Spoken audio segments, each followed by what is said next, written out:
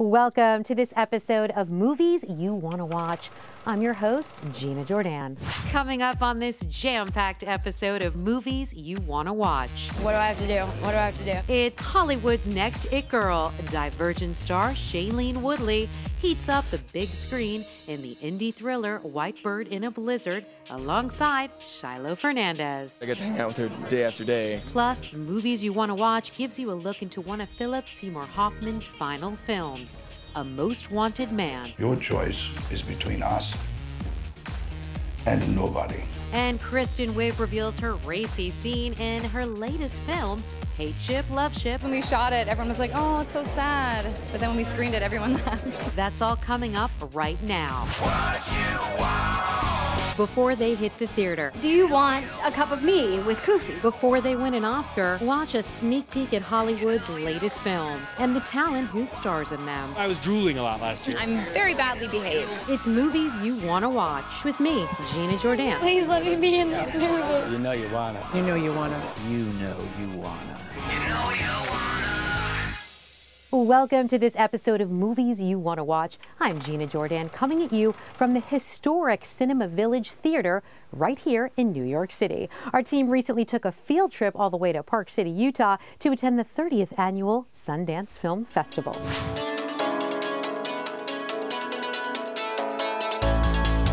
Here we are at the premiere of White Bird in a Blizzard starring Shailene Woodley and Chris Meloni.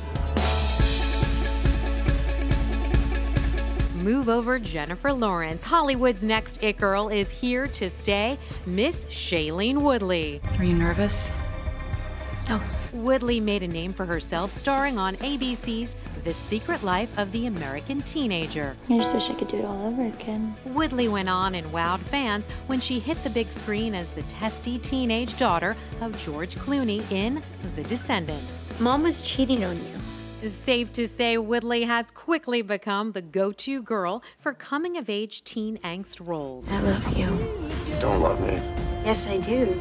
In 2013, Woodley co-starred with Miles Teller in The Spectacular Now, and she nabbed roles in two highly anticipated film adaptations, including The Fault in Our Stars and Divergent. You're able to control and conquer your fears.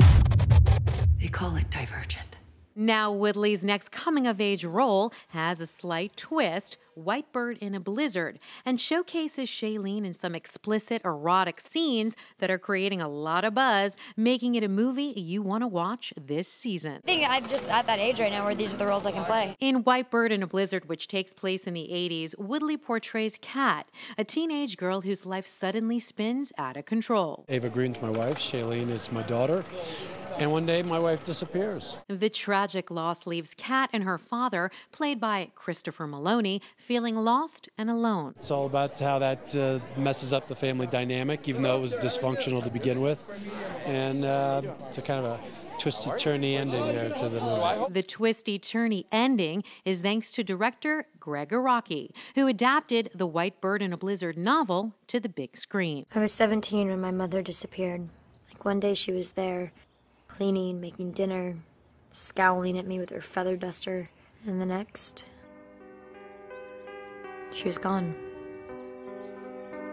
Araki's breakout indie project, The Living End, hit the new queer cinema film scene in '92. The world is ours.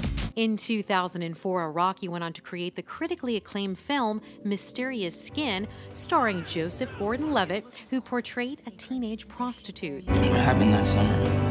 It's a huge part of me. According to Woodley, it was the film Mysterious Skin that inspired her to work alongside Araki. Greg is such a unique filmmaker, somebody that I've wanted to work with ever since I saw Mysterious Skin years and years and years ago. So this opportunity doesn't come around a lot because he doesn't make very many films. And I was like, please let me be in this movie. I just remember being like, Greg, like, what do I have to do? What do I have to do? Mom?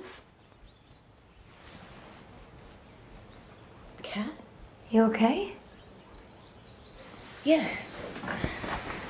I'm fine. Apparently, Woodley's persistence paid off. According to Araki, Shailene and the rest of the cast's performances took the film to a whole other level. Some of the cream of the crop of young Hollywood today. In White Bird and a Blizzard, Woodley has her first ever nude sex scene with Shiloh Fernandez, who plays Phil, Shailene's high school boyfriend. The nice thing is that like everybody was super chill and like there was no pretentious vibes at all, and that doesn't always happen on a film set. So it was very special to have real grounded humans around who you could just have a good time with. Fun side fact, Shiloh Fernandez was the frontrunner to play Edward Cullen in the hit Twilight Saga. I don't know how long I've waited for you. But Fernandez didn't get the part because he had no on-screen chemistry with Kristen Stewart. Yet in White Bird and a Blizzard, on and off-screen, Fernandez and Woodley have a strong chemistry. At one point while shooting the film, these two were rumored to be dating. She's an amazing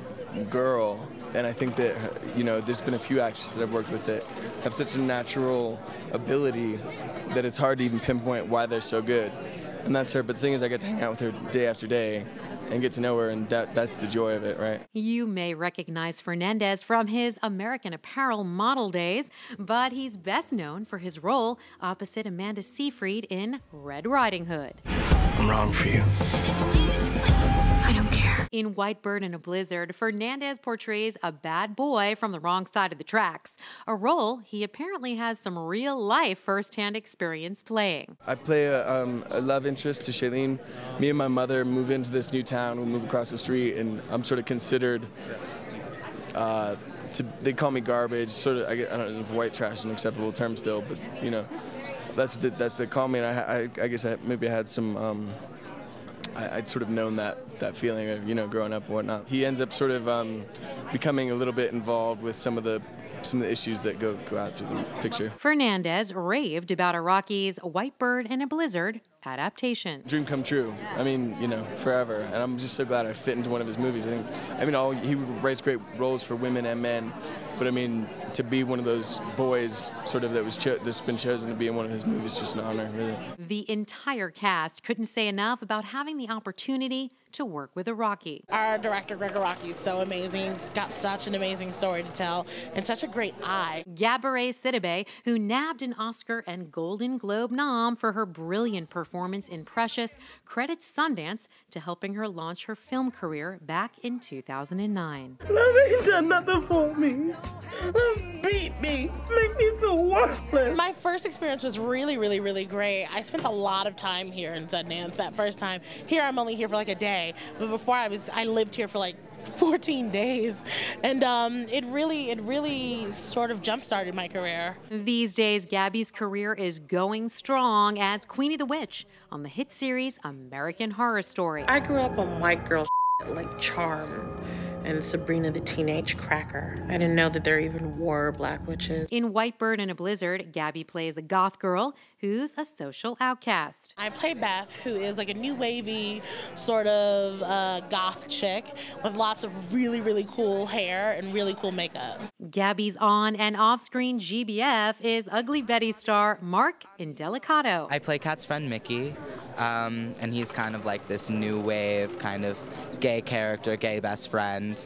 My hair is all different colors, and he's into kind of like soft cell and all of those kind of new wave kind of punk bands. As soon as I met Shailene and Gabby, we're supposed to play best friends, and that could be really difficult, I think. You're supposed to be so close, but if you don't really click or if you don't really get along, then it's really hard. But Greg and Chris were saying before that they didn't know when we were rolling or not rolling because Gabby, Shailene, and I just had this dialogue going that just kind of happened naturally, and they're amazing. Great actresses, great people, great friends. Mark told ITM it was Gabby, Woodley, and Iraqi that inspired him to return to acting while on a college hiatus studying international law at NYU. I started college, and then around the end of my first semester of college, we shot the film, and I don't know, college is so important to me.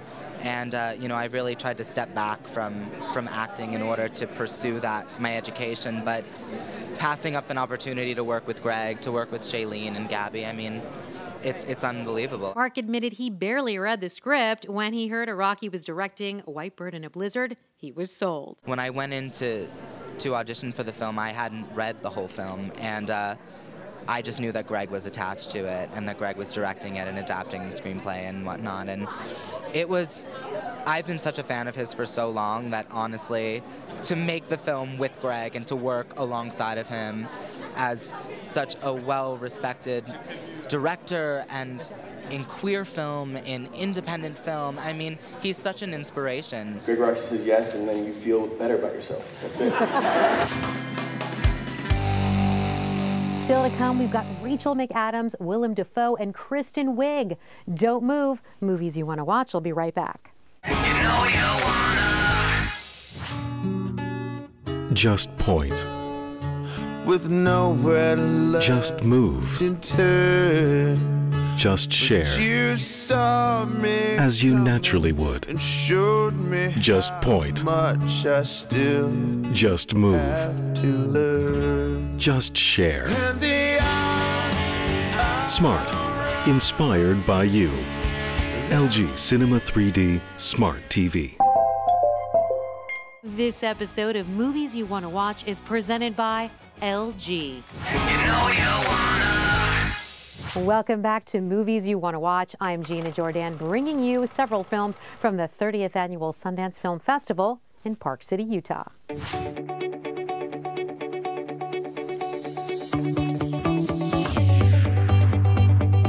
Here we are on the red carpet at the Sundance International Film Festival 2014. The film is called A Most Wanted Man, and it's starring Rachel McAdams, Philip Seymour Hoffman, Willem Dafoe, an all-star cast on a film about a very serious topic.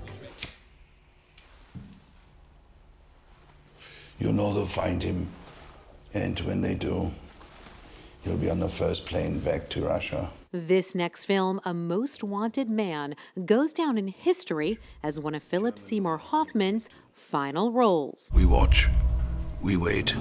Hoffman's first major role was in Scent of a Woman, kicking off a 22-year career packed with memorable supporting roles. You cannot make friends with the rock stars. In 2005, Hoffman's Oscar-winning portrayal of Truman Capote established him as a leading man. I'd only just handed them the final scene when the bellhop told me I had a phone call. Hoffman went on to Oscar-nominated leading roles in Doubt and The Master. And you cannot see around the bend, can you? But that does not mean it is not there, does it? Earlier this year, Hoffman tragically passed away from a drug overdose in New York City. Sadly, Hoffman's last leading role was in A Most Wanted Man. The film is based on the novel by John le Carré. It follows a Chechnyan Muslim who illegally immigrates to Hamburg, only to get caught up in the international war on terror. I wanted to deal with our lives these days. This book deals with the post-9/11 situation, about legal rendition. It's very interesting to see how life caught up with the movie in a way. You know, this last year, the whole Snowden thing, and the NSA, the Obama-Merkel thing. The film deals with the German intelligence and the CIA, so it's interesting to see that the bomber in Boston, the Chechen guy, our terrorist, or possible terrorist, is also Chechen. So it's scary how closely that resembles life.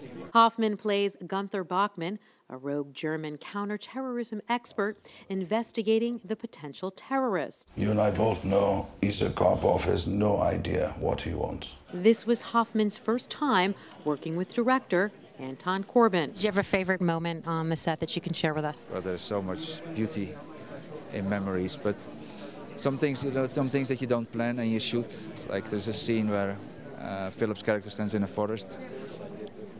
That was never planned, and I just saw the forest, we shot it, and we found a beautiful space for it in the film. That's a good memory. Aside from Hoffman, the spy thriller also stars Willem Dafoe and Rachel McAdams. I'm not sure how to put it into words, but it was just a really wonderful experience to be surrounded by all that talent. And obviously I listened very much to what they had to say about their characters as much as what I had in mind myself. Amazingly, this is also the first and last time Hoffman crossed paths with acting heavyweight Willem Dafoe. We have a job to do, Tommy. You're going to help me do it. What's to stop me from just walking away from this, whatever this is? Dafoe has been in so many films that we don't know where to start, but You may have seen him in Lars von Trier's Nymphomaniac. You have another film that's coming. I've got several.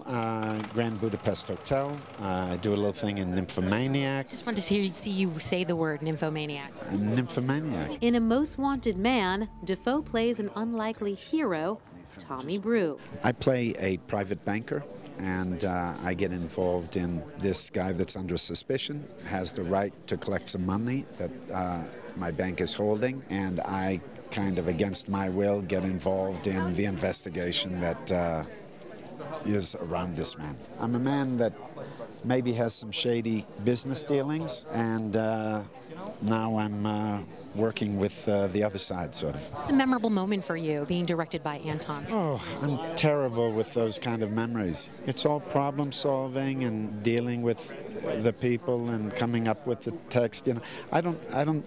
Certain things don't stand out for me. It's funny. There's a certain kind of equanimity that comes into making something, you know? He's a good guy, actually, in the film, but there's always, with Willem, you always have an edge to it, you know, and I love that so much about him. Mean Girls and Notebook star Rachel McAdams plays Annabelle Richter, an immigration lawyer who butts heads with Hoffman over her client. Tell us about why you partook in this film. It looks absolutely incredible. Oh, thank you.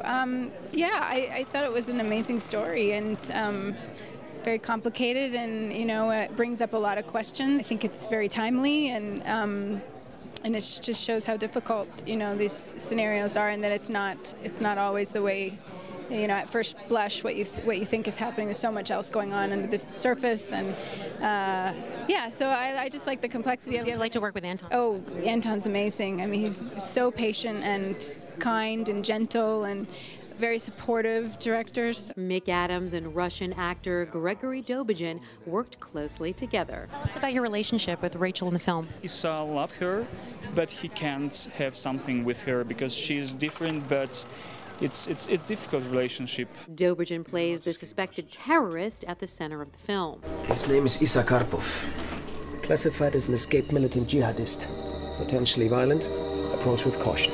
So tell us about your character in this film. It's a man, half Russian, half Chechenian.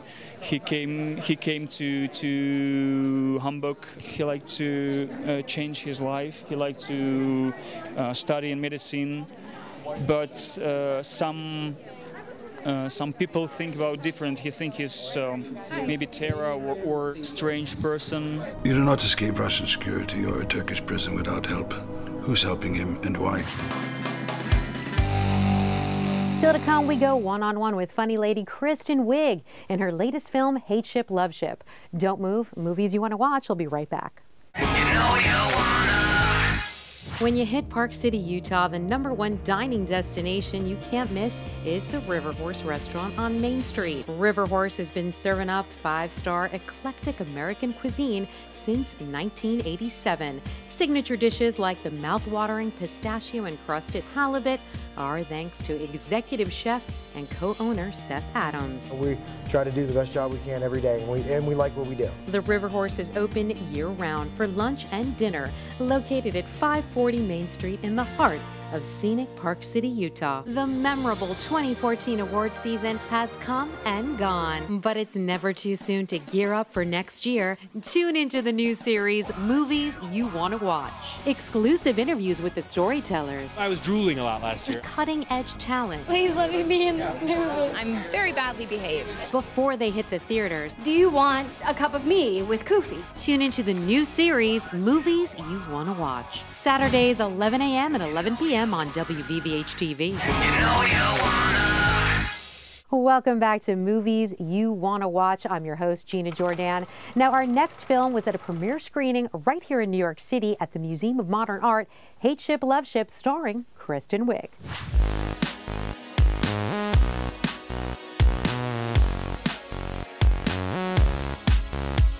Kristen Wiig made her mark in 2005, creating memorable SNL characters, Penelope, Gilly, the Target Lady. Who's next and ready for customer service to die for? Today, Wiig is one of Hollywood's leading ladies who proved she has what it takes to pull in millions at the box office. I'm with him. I'm a Mrs. Iglesias. No, you're not. You were just out here and you put sunglasses on. Out. Best known for creating incomparable comedic characters, Bridesmaids, Anchorman 2, and Knocked Up, Wiig wows fans in her latest project, with a more serious role in which she brilliantly finds a way to infuse moments of her signature humor. This is a movie you're going to want to watch, Hate Ship, Love Ship, starring Kristen Wiig. What are you doing here? Didn't you get my email? I don't have email. Dressed to impress. Your dress is phenomenal. Thanks. Thanks. Phenomenal. Kay Wiig recently posed pretty on the red carpet and hosted a private Cinema Society screening of Hate Ship, Love Ship at the MoMA in New York City. Everybody in our team, girl crushes hardcore on you, sorry. Well, don't be sorry. Who doesn't like a girl crush? I'll take it. They're in love with you. They told me that you're the nicest, most coolest thing. I'm like, no, she's not going to be that nice. Wiig, who is admittedly quite lovely, has a cult-like following of lady fans, despite the fact that she doesn't partake in any social media. No Twitter account, no Facebook, not even fan selfies. Could you take a selfie for our readers for our Instagram? Oh. You look beautiful. So we also hear that, is your website KristenWiig.com? Do you own that domain? I do. Are you avoiding Instagram and all those things as much as you possibly can? Well, I don't avoid them. I just don't do them. Is there a reason why?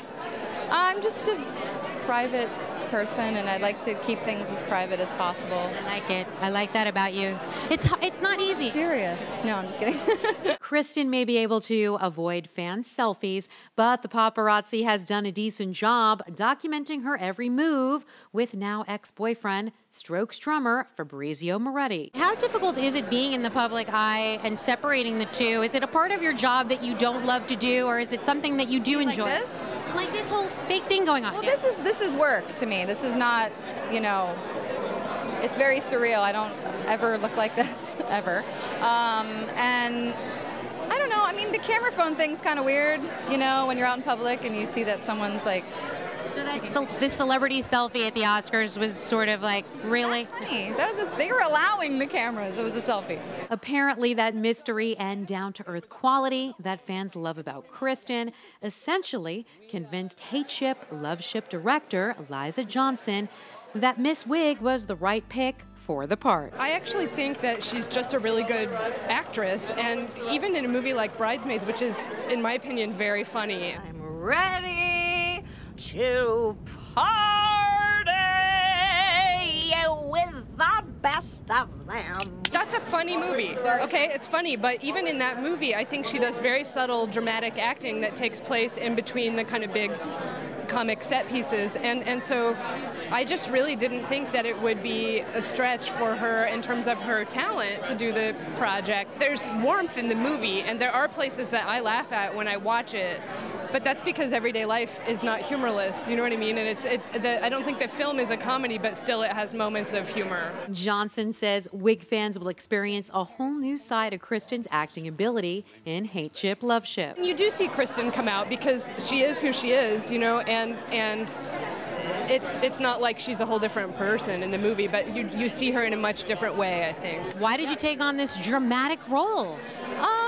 Well, I mean, I read the script and I really loved it, and I'm a fan of Alice Munro, and I think Liza's last film, Return, I thought was a really beautiful film, and it kind of all just came together. Wiig, who plays Johanna in the film, co-stars alongside Guy Pearce, Nick Nolte, Haley Steinfeld, Sammy Gale, and Christine Lottie. I'm taking care of a very old woman in the very beginning, and she passes away, and then I go to move in with Nick Nolte's family to take care of his granddaughter. I'm Johanna Perry from Plainfield. Oh, yes, of course. We've been expecting you.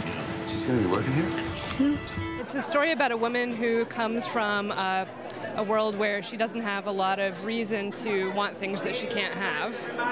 And when she moves into this new house, the girls do a trick to her that actually makes her kind of light on fire with desire and really have to figure out how to realize her desire. Even in a dramatic role, Wiig finds a way to make us laugh. Thinking about you in your nightgown. Describe what it was like prepping for that scene. Let's be clear, I'm making out in the mirror. That sounds like I have I was going to say something really dirty, but I won't. Please do. Please, I need a good laugh. Yeah, it's funny because when we shot it, everyone was like, oh, it's so sad. But then when we screened it, everyone laughed. You might think that that is a comic moment, but for me, when I watch the film, it mostly makes me uncomfortable. So Interesting. It goes on a lot longer in the movie. Kristen has earned the power to make out with herself and handpick her projects. Wiig revealed it's not about choosing a comedy versus a drama. It's all about her connection with each individual character that attracts her to a future film role. Do you have a preference at this point because you've done...